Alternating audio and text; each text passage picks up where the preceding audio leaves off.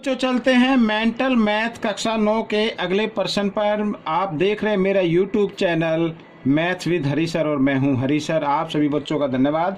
तो बच्चों यहाँ पर अब हम करने वाले हैं प्रश्न 5 का सेकंड पार्ट, जो कि मैं 6 से लेकर 10 तक मैं आपको कराने वाला हूं। ठीक है बच्चों, आपने देख लिया है, आप चाहे तो स्क्रीनशॉट ले सकते हैं या अगर आपके पास है तो कोई बात नहीं।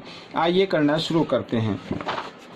तो बच्चों एक बात और जो मैं आपको बताना चाहता हूँ वो ये है कि बहुत से बच्चों के कमेंट्स आते हैं कि सर हमें ये क्वेश्चन नहीं मिल रहा है, ये प्रश्न नहीं मिल रहा है, तो इसको कहाँ से देखें। तो आप मेरे डिस्क्रिप्शन बॉक्स में जाकर वहाँ से अन्य जो प्रश्न होते हैं उनके लिंक ले सकते हैं। ठीक है, आइए करना शुरू करते हैं। तो बच्चों यहाँ पर देखें, जैसे कि हम देख पा रहे 256, ठीक है, इसकी घात दी हुई 0.16। तो 256 को बच्चों यहाँ पर देखिए, यहाँ भी 256 है, यहाँ भी 256 है। तो कहने का मतलब है आधार एक जैसे हैं, बीच में गुणा का निशान है, तो इसकी घातें क्या हो जाती है, जमा हो जाती है। आइए मैं लिख लेता हूँ, इनमें से एक आधार को ले लेता हूँ और घातों को जमा मैं कर देता हूँ ऐसे। ठीक है, तो इनमें से मैंने एक आधार लिया और घातों को जब जमा करते हैं तो बच्चों यहाँ पर आ गया 0.25। ठीक है, आइए इसको आगे बढ़ा लेते हैं। तो 256, ठीक है, और इसकी घात यहाँ पर लिखेंगे, बट्टे में लिख देंगे 25 और दशमलव के लिए 1, दशमलव के बाद 2 अंक तो 0, 25 से काटे 25 से कम 25, 25 चौका 100, इस तरीके से ये हो गया। अब बच्चों यहाँ पर जैसे 256 देख रहे हैं, तो यहाँ पर बच्चों मैं आपको बता, धीरे धीरे करें कोई नहीं। तो ये 16 का वर्ग है, तो 16 का वर्ग आप ऐसे लिख सकते हैं, और ठीक है 256 की जगह 16 का वर्ग लिख सकते हैं, और 1/4 तो ये है ही। तो 2 एकम 2, 2 दूनी 4 यहाँ पर आ गया बच्चों। फिर हमारे पास बचा 16 की घात 1/2। तो आप चाहें तो इसको लिखेंगे, अब हम 16 है ना, तो इसको लिखो 4 की घात 2, ठीक है, और 1/2। तो 2 से 2 कट गया, आपका उत्तर आ गया 4 बच्चों। ठीक है, इस तरीके से। अब अगला पार्ट कर लेते हैं। यहाँ पर ये 32 है, तो इसको जब हम इसके गुणनखंड करते हैं बच्चों इस तरीके से, ठीक है, जब इस तरीके से गुणनखंड करेंगे हम, तो यहाँ पर बच्चों आएगा, मैं आपको बता देता हूँ या मैं लिख के दे देता हूँ, पहले लिख लेता हूँ इस तरीके से। 2 5 बार आएगा, 2 गुणा 2 गुणा 2 गुणा 2 गुणा 2, इस तरीके से, जमा 32 की ये वर्गमूल 2, इस तरीके से। ठीक है, तो यहाँ पर क्योंकि वर्गमूल का निशान है, वर्गमूल में 2 2 के जोड़े बनते हैं, तो ये बन गया। तो इस जोड़े में से एक संख्या बाहर निकाल ली, ठीक है, और इस जोड़े में से भी एक संख्या बाहर निकाल ली, बाकी जो जिसका जोड़ा नहीं बना उसको अंदर ही रहने दिया, और इस तरीके से। ठीक है, आगे बढ़ा लेते। 2 दूनी 4, घटा 4 और वर्गमूल 2 और जमा यहाँ पर 32 वर्गमूल 2। अब देखो एक जैसे वर्गमूल आ गए, और आगे एक जमा का एक घटा का है, आगे कुछ नंबर भी लिखे हुए हैं, तो वर्गमूल को नहीं घटाना, इसके आगे जो नंबर है वो घटा जमा हो सकते हैं। तो 32 में से 4 घटा दीजिए, 28, तो 28 वर्गमूल 2 उत्तर आ जाएगा। वर्गमूल आपको यूँ कहूँ लिखना है, यानी 32 वर्गमूल 2 में से 4 वर्गमूल 2 घटा देना है। ठीक है, ये आपका उत्तर आ गया। आइए अगला पार्ट कर लेते हैं। यहाँ पर लिखा है 11 वर्गमूल 5 जमा 2 और 125 लिखाना बच्चों। इसको लिखूंगा मैं 5 गुणा 5 गुणा 5। ठीक है, 5 पंजे 25, पंजे 125, ऐसे गुणनखंड करके हम लिख लेते हैं। तो क्योंकि वर्गमूल का निशान है, 2 का जोड़ा बनाना है, इसमें से एक संख्या को बाहर निकाल देना है।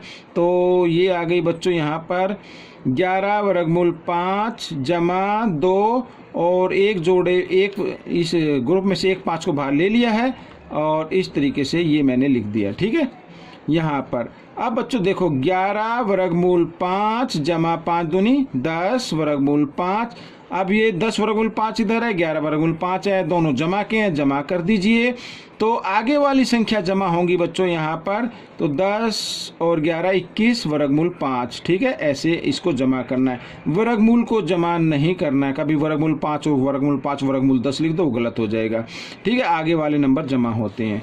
आइए अगला पार्ट कर लेते हैं। यहाँ पर देखिए बच्चों 64/125 लिखा है। ठीक है, तो 64 को लिख सकते हैं बच्चों 4 की घात 3 और 125 को लिख सकते हैं 5 की घात 3, और यहाँ पर घटा 1/3 तो है ही। ठीक है, आइए आगे कर लेते हैं इसको। तो हम इसको लिख सकते हैं 4/5 की घात 3 और यहाँ सारे की घात घटा 1/3 ऐसे लिख सकते हैं ना। तो 3 से 3 कट गया, यहाँ पर आ गया 4/5 की घात घटा 1।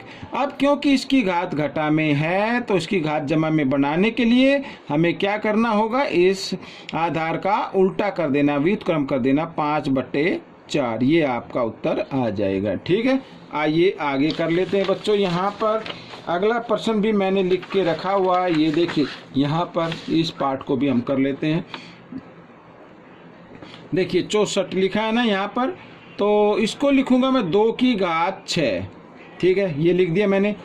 और यहाँ पर 1/2 तो है, या आप साथ साथ गुना कर ले, क्योंकि एक घात अंदर होती है एक घात बाहर होती है। तो इस हालात में क्या होता है, घातें गुना हो जाती है। तो 1 एकम 1 और 3 दूनी 6 ऐसे। ठीक है, और ये गुना का निशान है बच्चों यहाँ पर ये संख्या है। तो 64/125, तो यहाँ पर घात 3 है ना, ये आधार दिया हुआ।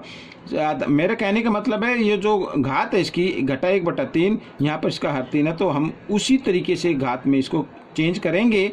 यहाँ 64 है तो इसको लिखेंगे 4 और इसको लिखेंगे 125 को 5 और इन सब की घात लिख देंगे 3।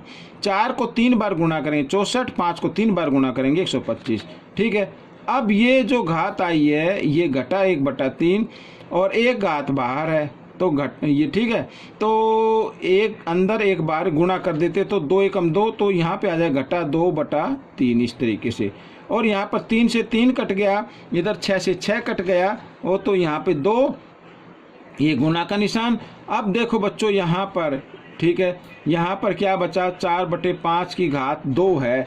ठीक है ना, तो हम क्या करेंगे बच्चों, आपको ध्यान देना, इसकी घात घटा में ना, तो इसकी घात जमा में बनाने के लिए आप इस आधार का उल्टा लिख देंगे 5/4 और इसकी घात 2 है तो इसको 2 बार लिख दो इस तरीके से। ठीक है, ये भी गुणा ही है, तो 2 एकम 2, 2 दूनी 4, तो 5 पंजे 25/8। ये आपका उत्तर आ गया बच्चों। ये मैथ के अंदर ये आंसर गलत दिया हुआ है, अगर आपसे निकलता तो प्लीज़ मुझे कमेंट्स कीजिए और मेरे पास वीडियो जरूर सेंड करना। तो बच्चों ये प्रश्न हो चुके हैं, जो 5 का सेकंड पार्ट था वो मैंने करा दिया है। आपको ये कैसा लगा मुझे ज़रूर बताएं और इसमें से सीखकर दूसरों को सिखाएं। मिलते अगले पार्ट में, तब तक के लिए धन्यवाद।